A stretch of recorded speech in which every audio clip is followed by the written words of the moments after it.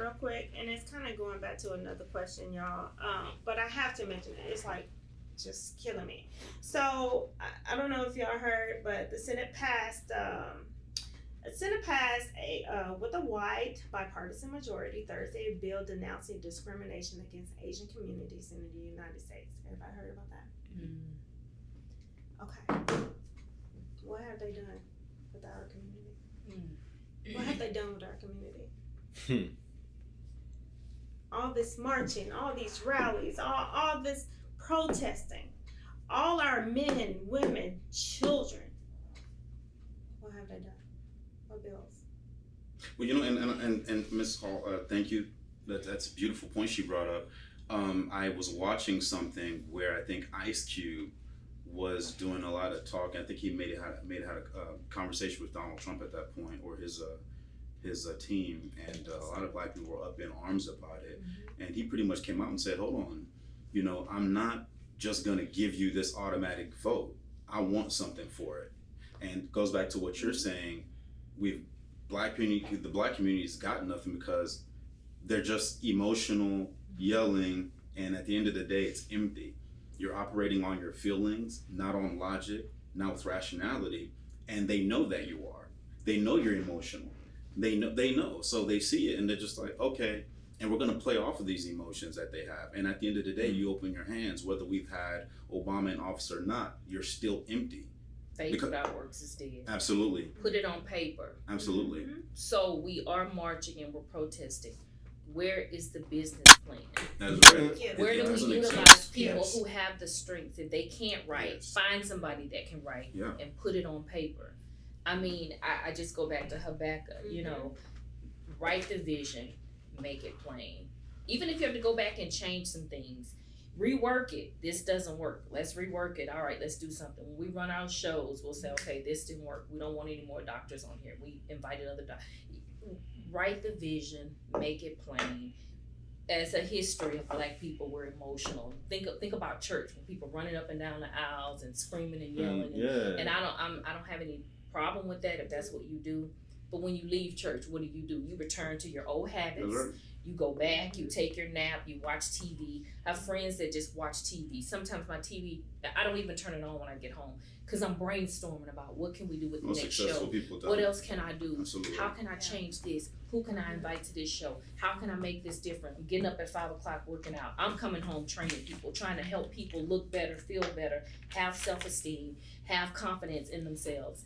And it doesn't involve a whole lot of TV. So that's and I don't have a problem with people that's watching TV, but I have a problem with people who's saying, I want to see change, but they're not doing it. They're not doing it. Well, I think it's very much like you ever see people's dogs, whenever you're knocking on the outside of the door, you hear their dog, and it sounds like a 200-pound pit bull. And then that dog, he runs up to the door. And then as soon as, your buddy or whoever's on the other side opens the door, they run back.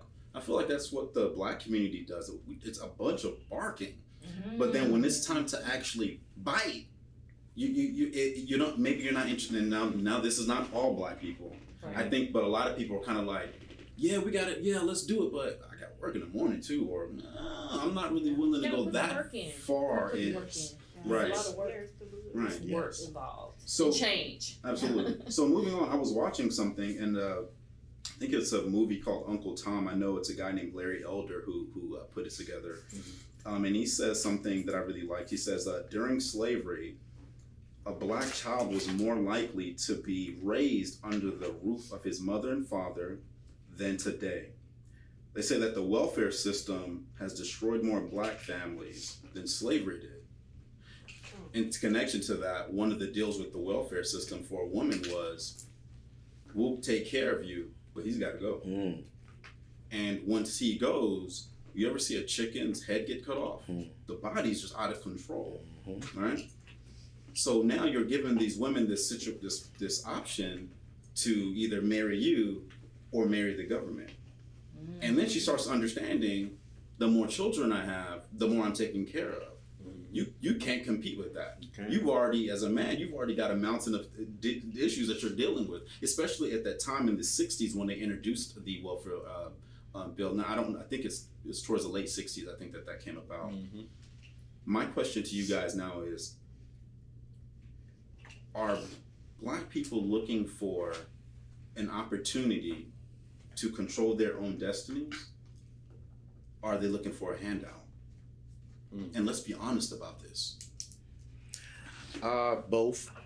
Okay. Both. But it all boils down to who you're talking to.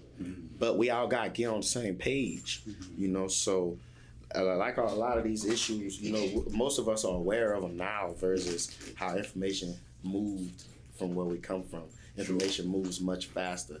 So the knowledge is there, you know, but it's both, you know. We want it, some of us want it, some of us, you know, prefer the handout, but we got to get to that page where we can create our own system to where we don't have to rely on these things. You know, so why we always have to rely on the government and all these other systems, because we have nothing else to rely on. We don't have our community. The other ethnicity they can rely on their communities, together, you know. So we got to create that. It's time to stop talking, like you're saying, and do something with your life that can be beneficial to other people. Like Doc is saying, she's going to get to that platform where when she gets through the door, she's going to open up the door. She's going to allow other people of our color to get through. So that is what exactly has to be done. We got to stop settling for, you know, what school has raised us to be, and we got to break that cycle in order to create a system that we could sustain ourselves on. That's all it is. If we don't have skills, we're going to lean on something, and that's what it is. A lot of people not educated, so they're going to lean on that. Yeah, I used to be like, oh, I'm this way because a white person ain't teaching me nothing. Is it their responsibility to? No. And I had to learn, like, wait, it's on me. Yeah. Like, man, I have this phone, I have this much power. It has so much power to it. I can either look at music videos all day, watch stuff that's irrelevant, or I can watch stuff that's gonna help me, right? So now when I'm in my car, I just listen to audiobooks. Excellent. On entrepreneurship and all this other stuff, and you know, stuff that can actually help me. Excellent. You know what I'm saying? Excellent. So I'm like, man, I need to change how I spend my time doing things, man, because I notice I get sidetracked by a lot of stuff that don't mean nothing.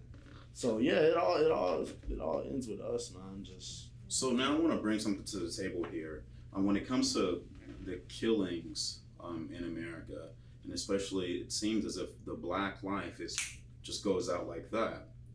And I was reading something, once again, I can't remember where it was, and they pretty much talked about how there are more Black people killing other Black people and have taken more lives in 1 year than the Ku Klux Klan did in 70 years. Now, those are crazy numbers. Now, I don't actually know the actual number, but if you just look at it, how come nobody addresses the fact that we kill one another fast? And then it goes on to say again, I think over 93% of homicide victims are killed by other Black people. So we're up in arms once again, and at times rightfully so, about police officers killing Black individuals, if you are minorities and whatever it may be. But that's really not where the focus should be. We talked about self-hatred. We're taking each other out fast.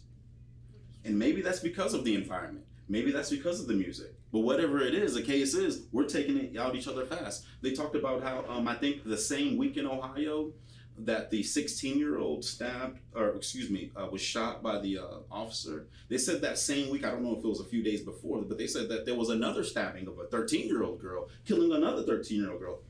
No one talked about it.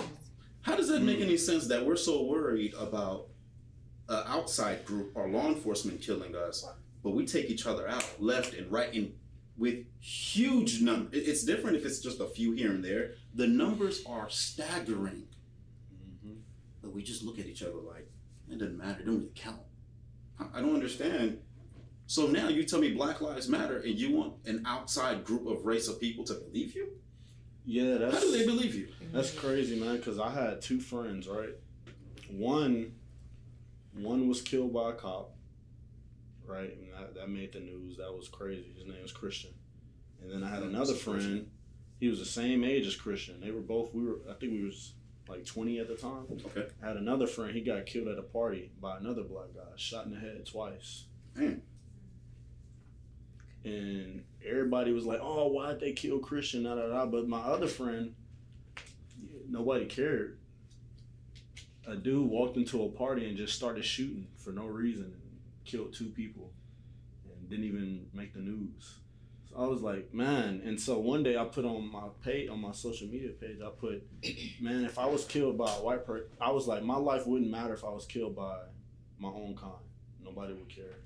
And everybody was like, oh, you a coon, you this, that, and the third. But I'm like, where's the lie at, though? Like, nobody would care. It wouldn't make the news. It wouldn't make nothing. You know what I'm saying? And I hate to say that. It's acceptable, isn't it? Yeah, like. It's not acceptable. It's not acceptable. Absolutely not. So I do want to point out something though, and you're absolutely right. I think our Black community needs to take accountability for what we are doing within our own community. Absolutely. You know what I'm saying? It starts at home though. It got to start at home.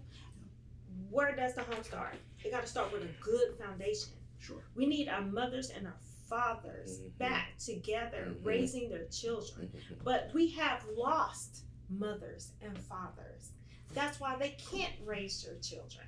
That's why they don't know how to raise our children. But don't get it twisted. Don't get it twisted. That doesn't take accountability away from what is happening in policing or what is happening with other situations. Okay, they still need to be held accountable. Oh, sure. Yeah. Sure. So let's take a scale though. If we have to sit here as adults and prioritize, all right? So we're all leaders. Let's just say we're leaders of our areas. You guys run the northern part of America. You run the western part. I'm running somewhere else, okay? And we come together every once in a while, and we have to look at a priority. And we're weighing out our priorities. And I say, hey guys, how many people were killed on your side of town? And I look, and you're telling me the numbers, and you're telling me, and I look at the paper, and I say, well, you've lost more Black people killing other Black people as opposed to cops killing Black people. And you guys are telling me the same thing. Ms. Hall is correct. That doesn't justify what police, law enforcement may be doing, whether right or wrong.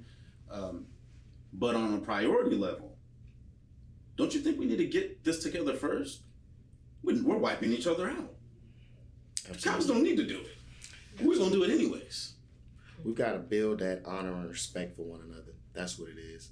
You know, the trial and tribulation can hurt you and leave you scarred.